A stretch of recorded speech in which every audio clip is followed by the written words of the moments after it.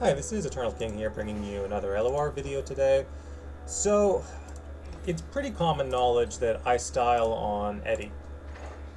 With my Rise deck, it essentially is unbeatable for the Eddy player, whether they're playing Elder Dragon Ramp or they're playing Elder Dragon Tempo. Either way, Rise with basically a deck of nothing but stuns and bounces and stalls and healing is essentially never going to get beaten by Eddy.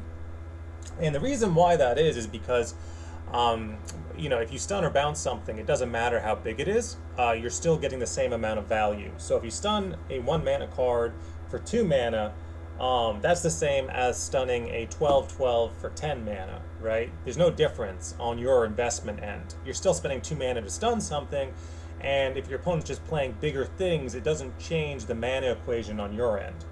It doesn't change anything about the way the game is playing out. Therefore, regardless of whether the opponent's playing Eddy Ramp or Eddy Tempo, my upgraded Rise list will just 100% win into it. Even with like landmark removal and stuff, you've got enough play around that if you're half decent at the game, you'll deal with the landmark removal. Because there's just not enough landmark removal for them to have to deal with Rise. That's just the way it works out. So even if they play something like an It That Stares, and presumably they play the It That Stares when you have like 2 landmarks on board, you just bounce one of your landmarks and then whatever, you just stun the It That Stares. Like it makes no difference to you if they play the It That Stares. It slows you down a little bit, so obviously it does matter. If they're deleting like one of your landmarks, it does slow you down a little bit, but it doesn't slow you down much. Maybe slows you down by a turn in terms of your like OTK counter. Meanwhile, you're still just stunning and bouncing their stuff because you don't care what they do. Because again, your stuns and bounces do not make a consideration for the size of your opponent's units. But what is it that Eddy does well? So again, I've talked a lot about like how Eddy can be beaten in Eternal, how despite the fact that he is an overtuned card that Riot has on its watch list, as per their last forum post or the last news post, despite the fact that Eddy is on their watch list, what is it the card what is it that the card does well, and why is it toxic? Why are people struggling into it? Obviously, I've shown off that there are hard counters for Eddy where you can win 100% of games into Eddy regardless of construction. I have shown off that that is a thing. But that doesn't matter. That's me being one of the top players in Eternal. I'm, maybe the 5% that can properly deal with Eddy in a shell. What is it that Eddy does well that is so toxic? Well, everything, he's basically the math master, right? So everything about an Eddy deck is designed to generate more math than any other mid-range deck. And that is the problem, right? You look at cards that have traditionally been big, something like an Asol, right? Asol used to be the biggest of boys. Volibear used to be the biggest of boys. Tryndamere. All of these decks basically pale in comparison to an Eddy shell. Because at the end of the day, an Eddy shell is going to play Spectral Matron, and Spectral Matron is going to push out essentially 2020 worth of stats, right? And if you're playing Cloud Drake in Spectral Matron, then your Spectral Matron's coming down on 7, which is very, very early. That is the optimal way to play Eddy. There's really no other way that you would want to play Eddy in a ramp shell specifically, right? So you basically you ramp on 2, you ramp on 5, then you play Cloud Drake, and then you play Spectral Matron, and that's the way that deck functions. Doing anything else is kind of inferior, but even if you do something else, like say you want to play, you're memeing super hard, you want to play Hey Show, or you want to play like,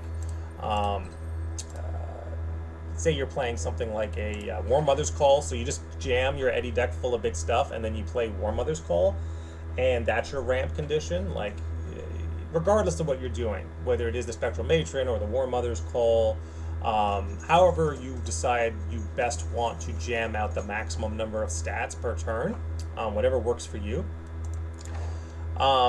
Regardless, Rise is going to beat that 100%. But the thing is, that is the outlier, right? So there are Shadow control lists, Noxus control lists, Ionia control lists. These decks can do well into a Rise deck. Even something like Traps, so something like, Burn does well, so Burn lists and then Trap lists with Teemo. These decks can do well into Eddy. But again, that's 6 things, like tops, 6, 7, 8 things that do well into Eddy. But what Eddy does that is so toxic, and specifically in Standard is so toxic, is that if you want to play a normal mid-range deck, you just want to play like Ornn, you just want to play like Undir, maybe a Sejuani, right? You're going to really, really struggle. You want to play like a Gnar Nidalee Transform. Like you want to play like any mid-range shell that's available in the game that does not have direct Nexus interaction or an OTK win con or just a lot of control value. If you don't want to do any of those things, you essentially don't get to play into Rise. Or if you want to play aggro, right? Aggro, burn, those sorts of things, traps. Like those decks do well and have a game into Rise, but I mean, have a game into Eddy, sorry. But otherwise, no, right? Otherwise, every other type of normal mid-range construction just doesn't really have a game into Elder Dragon, and that is a problem, right? So it's a problem in Eternal because a lot of people like playing mid-range. They just want to play like Misfortune Scouts or something. They want to play Hollowed, right? Hollowed Gwen. They want, without the Ephemeral Rally or without Ephemerals and Shark Chariots, which is a bit better. They just want to play, there's a lot of mid-range champions in this game. Leona, right? You just want to play like Daybreak. You just want to play Daybreak or Yasuo or just a lot of like mid-rangey stuff.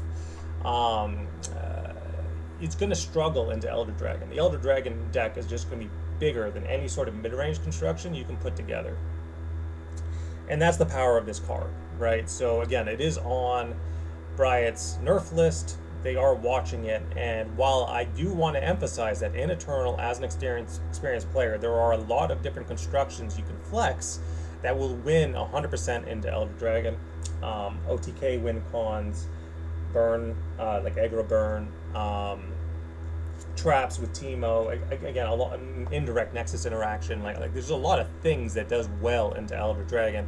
Even something like a Mordekaiser Infinite Value shell might give, you just try to be bigger, like meme harder than the Eddy deck. I've seen some people experiment with that. But at the end of the day, you are playing in this world of the Eddy meta, right? So mid-range is just off the table. You're not going to play Poros into Eddy. Like that is like, that's like the worst possible thing imaginable. It's just like playing Poros and spending all of this mana to turn your 1/1s into 4/4s and 5/5s, and then Eddy's just like, well, I just played 20/20, stats easily and without friction in the Ram Shell, right? So like again, that's gonna feel terrible. If you're trying to play Poro King or something fun into Eddy, it's just not happening because you don't have a way of dealing with it. You could try to like tech a Buried in Ice, like 3 Buried in Ices, and swing with the Poros or something. That's assuming they're not running the tempo version with the strikes. Overall, it's just a nightmare, right? Any sort of mid-range construction is a nightmare. Try to play Scion, right, into Eddy. Like remember how big and scary Scion used to be leveled? That into Eddy is just going to not be anything. Like you spend all this time trying to level a 10 damage overwhelm unit, and then the Eddy deck is just spamming 10/10s like it doesn't care. It's going to feel bad. It's going to feel very bad. Nautilus, like deep, is going to feel very, very bad. Even the treasures aren't going to have play into Eddy. The Obliterate's not going to have any play into Eddy. Nothing about that deep does is going to have play into Eddy. Obviously, Malphite, Galio without Eddy, Viego without Eddy. Nasus is no longer the biggest of boys. Jarvan, Darius, Anivia. Aatrox, buy all this mid-rangey stuff that exists in the game. Thresh, Talia, Swain. Again, if his set is like super bounce heavy and super stun heavy, you can probably have a game because if you have coin duplication and stuff like that, like infinite mana, and then getting his free removal. So like again, that's a different Ionia deck than the one that I play, but that would have play. So that's a small example. Darkness, maybe if you get really lucky and ramp up your darkness damage high enough, but again, it has to hit that 10 damage mark, and that's a lot of work for a control deck to reach, that 10 damage with darkness. It's not terribly likely. Lurk, it's an okay aggro shell, would have some play, but Kayn, no. Lee Sin OTK, if you worked really hard for it, might have some play. Kayla, no. Kaisa, no. Heimer, no. Garen, no. Gangplank, no. Yasuo, no. Xerath, no. Victor, no. Vex, no. Vex with Kindred, yes. But if you just run like Vex Lux or something. Varus, no. TF Temple will, because you can, again, perma-stun stuff and go off. Tarek Rally will. Tom Kench may, again, it's hard because, again, if everything they're playing is 10-10s, Tom Kench can't eat them unless you're running Frostbite Tom Kench. So, like, Ash Tom Kench, maybe, would have some play. Sivir, no. Shyvana, no. Again, unless they're the Eddy variants and you're just doing the same thing that Eddy always does, but with the mid-range champions. Shen, no. Rumble, maybe, but probably no. Just a lot of this mid-rangey stuff just isn't great, right? And I can go on and on and on and just be like, mid-range in general is bad, right? If you look at, like, Teemo's good, Annie's good, maybe Nora, like a Nora control package with the OTK is going to be good. It's a Bandle tree, basically. Azir is good. So, the earlier champions are good. And then the hard counters and the Nexus interaction and stuff like that. But overall, like, the fact that I'm playing the game in the extended card format, and the number of counters for Eddy that I can think of probably exist on roughly 2 hands, right? There's probably about like 10 solid, play archetypes that are, going to have a good time into Eddy. And then everything else mid-range that exists in the play space of LOR history is not going to have a good time into Eddy. And that is the power of this card. But yeah, I know these things because I have a well-developed understanding of card games due to my background in Magic the Gathering. I understand that, okay, if your deck goes big, I can do these things to counter a big deck. I understand that inherently on how to build a proper control list that will 100% beat something like this that's just jamming the biggest of units. Like, that's a thing in Magic the Gathering. You have like green mana, and green mana plays big units, but it's like traditionally not very good because you have, so much cheap removal and proper spells in that game.